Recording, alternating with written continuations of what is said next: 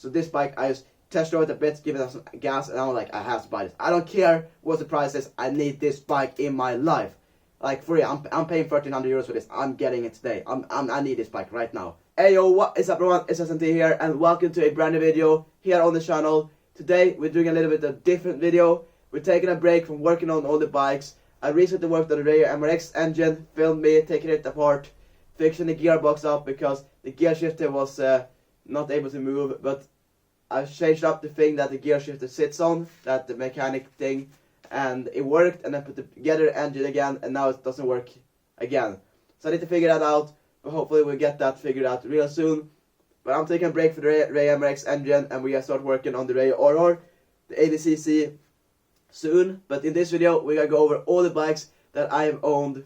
This has been something that's been a lot of requests about, and there's been a lot of questions about what bikes I own, what have I ridden in the past, and all this kind of stuff. So I decided I was going to make one video and I break down all the bikes I've had and talk about them individually. So hope you guys enjoyed this, and if you do, make sure to leave a like rating, and do subscribe to the channel, because you're so close to 5,000 subscribers. It's insane, so hit that subscribe button, and if you want to add the notification bell, turn it on as well. Without further ado, let's get straight into today's video. So starting off, when I was 14 years old, my dad found a 1998 Derbi Senda Extreme R, I think it's called. I throw up a picture right here. It's not the prettiest bike at all, but it was just a good bike that I could learn to shift on and stuff. I didn't have my license, I wasn't riding long distances, I was just riding around the property and just learn to shift and just feeling out how it feels to ride a manual bike. Because I've never had a manual dirt bike or motorcycle or anything like that. I only had an automatic mini dirt bike and an automatic quad before, so this was the first time riding a manual, so I don't have that much to say about it because I didn't ride it that much. So in 2017, a few weeks before I turned 15, I turned 15 in October, so this was probably like September, we bought a 2003 Derbi Senda Extreme SM.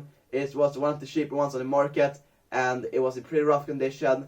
So it had a 50cc air-sold sports cylinder, unrestricted exhaust, and when we bought it, I think it had 1353 gearing. The problem with that bike was that the cylinder was damaged, so it was knocking, there was no power in it, so you couldn't really, I mean you could ride it, and that was the bike I had for the first month of me having a license, and then winter came, so I couldn't ride. But that bike is like, if you, for example, this is how little power that bike had. When you was going on the main road, and you pass like a truck, and you know, if you're riding anything, you know, like the wind gets thrown up behind the truck, especially when it's raining outside, you get the wind thrown at you. The speedometer legit went from like 45 down to like 25. I'm not kidding. It almost stopped the bike. That's how slow this bike was. But it was fun. It's my first bike. I didn't know anything better, so it was a lot of fun to ride it.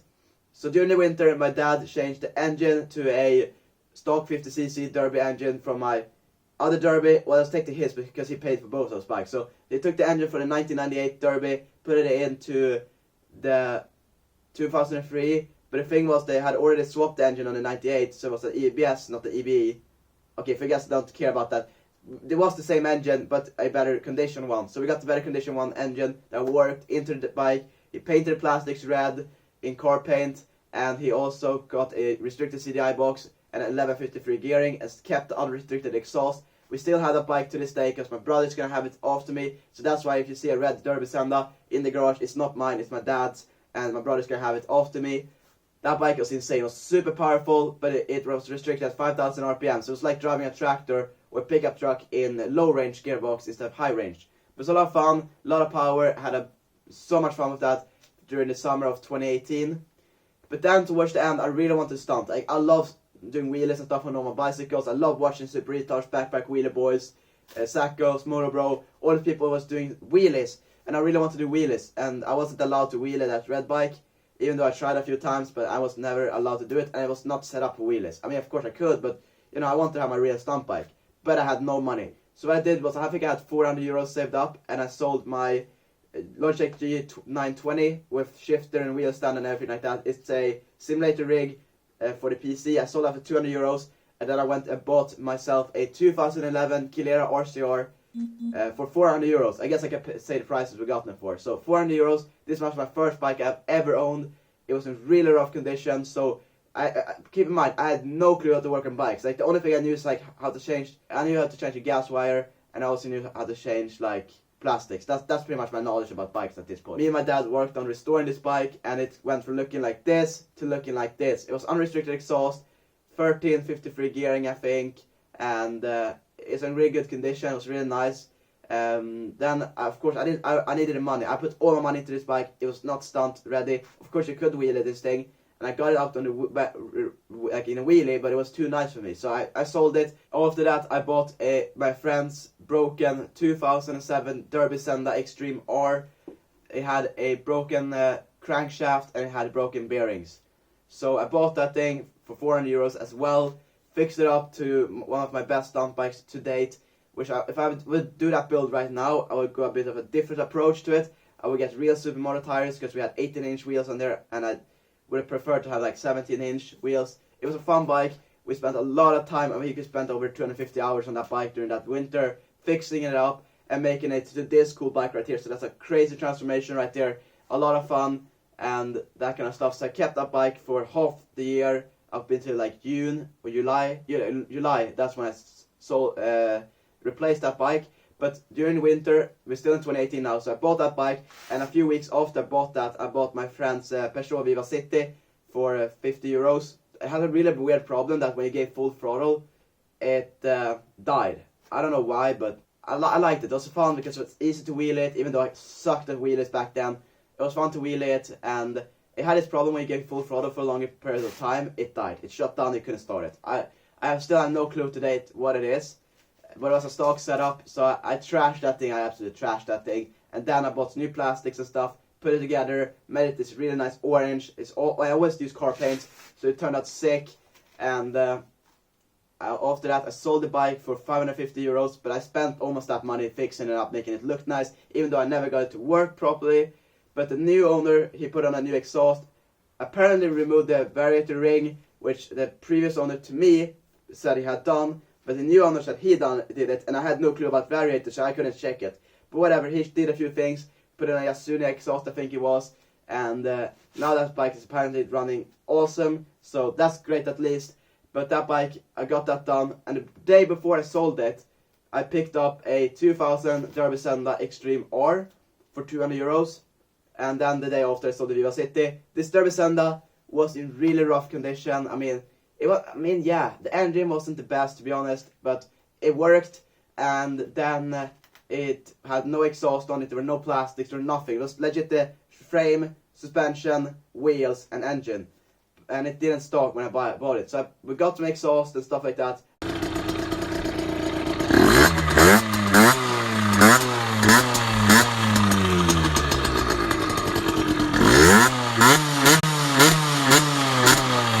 Put it together looking like this, and we got it to run.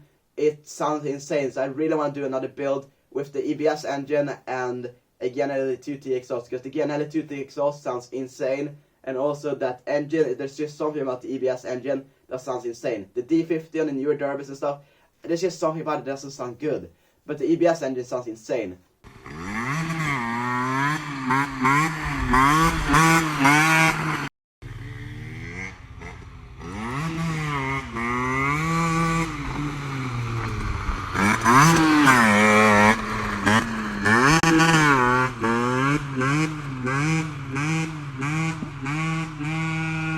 That bike, we fixed it up to look like a KTM, and I was really happy with it. But the thing was, my Derbi, so I put together a bike, I made it work, but I didn't do too much with it afterwards, because I just kind of like, I wasn't really feeling it. I also out stunt riding my Derbi Senda, I got really good at wheelies.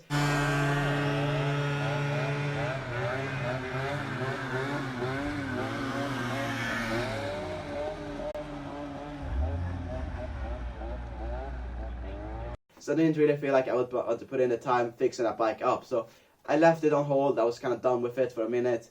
So I let it be just sitting. And then my Derbi Senda, I got stopped by police, and I had to change to like a legal gearing, because in Sweden you need to go 45 kilometers an hour for it to be a legal moped, or 52 kilometers an hour before it's counted as a motorcycle. So instead of putting the restrictor in the exhaust and making it slow and not wheelable, that's a really weird word, but whatever. So instead of restricting it down to make it like legal and stock, I decided to put on a 1170 gearing, which made it insane acceleration, and top speed was like 50 kilometers an hour. But that was not fun. It was too much vibrations. It was a Derbi, already vibrated a lot. But that gearing, and always like you could start in 6th gear and just ride the 6th gear. That was pretty much like how this bike was. And then I blew a head gasket, and then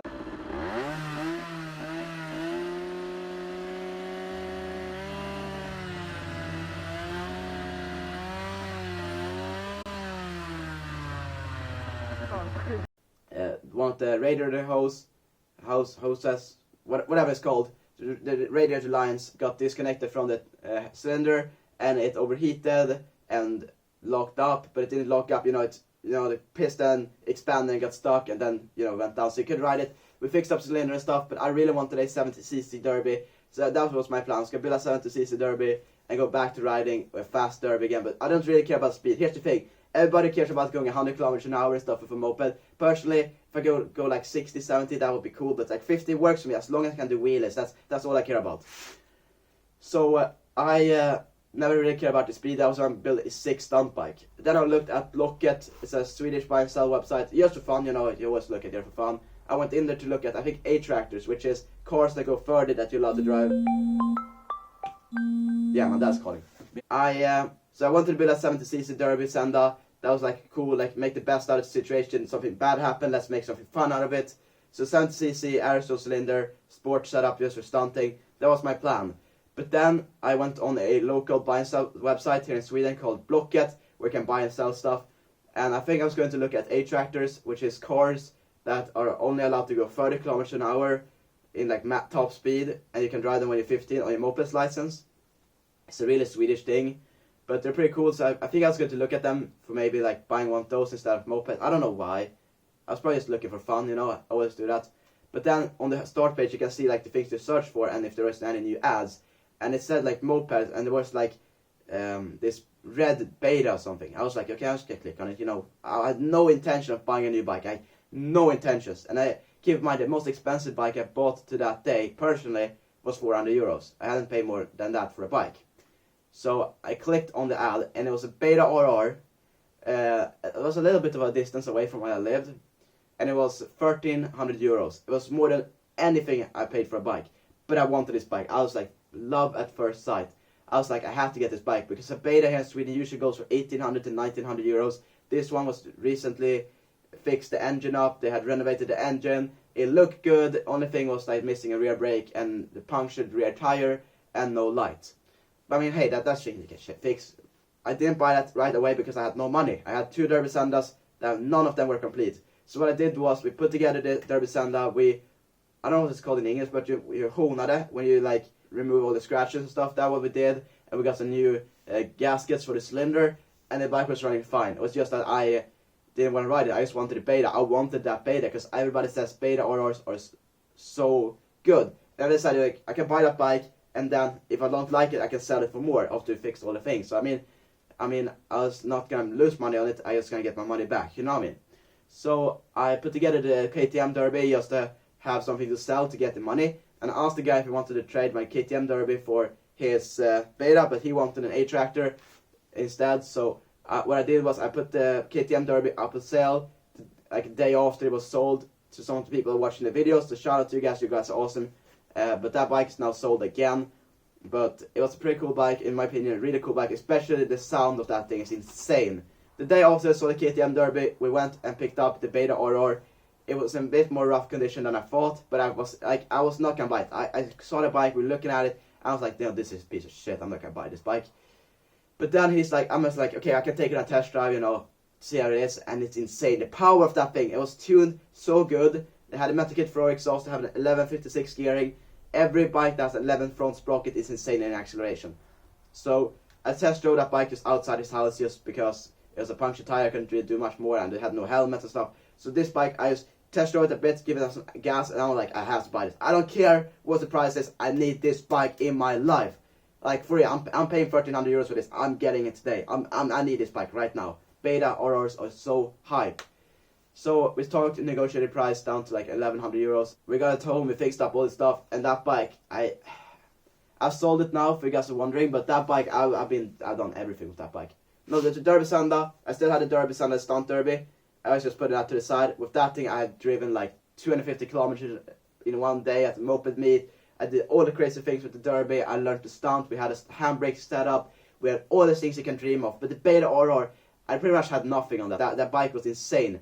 This is something about it was just so simplistic, never broke. That thing, you could just fuel it up and just go out and ride. The only problem with that bike was like the fuel coming on that bike was insane.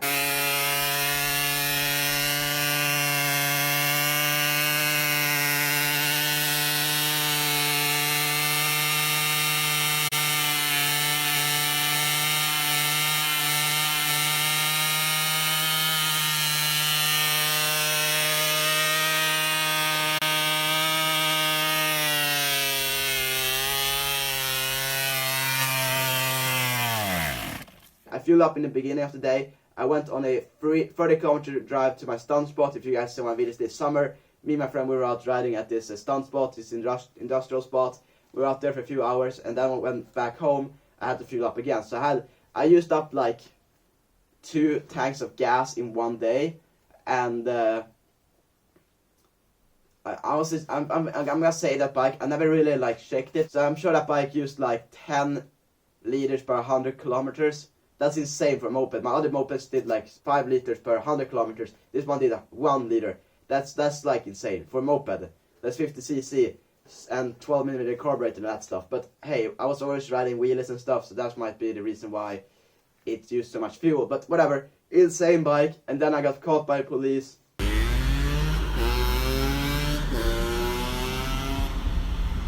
It was too fast, so they took it to the police station, they removed my registration and all that kind of stuff, but I kept my license, thankfully. Then I repainted the bike to make it red and black, make it pretty cool. So I rode at the stunt spot that Scopy and all those guys are riding at, but then I got stopped by police there as well. But thankfully those guys were really cool, and they were like, yeah, you guys are riding here in the parking lot, you're not riding on the street, you're fine, but like, keep it easy. Then we went home after that, and then I rode at Super Retouch. The Super Retouch Festival at the racetrack there. It was a lot of fun. So after Super Retouch Festival, I wanted to get rid of the bike. I needed money to do other things. So what I did was I bought a frame, Beta RR frame that was registered, that had all the stuff on it, so I could just put all my parts on that frame, and I could sell it as a registered moped. And then I had this other frame that was unregistered.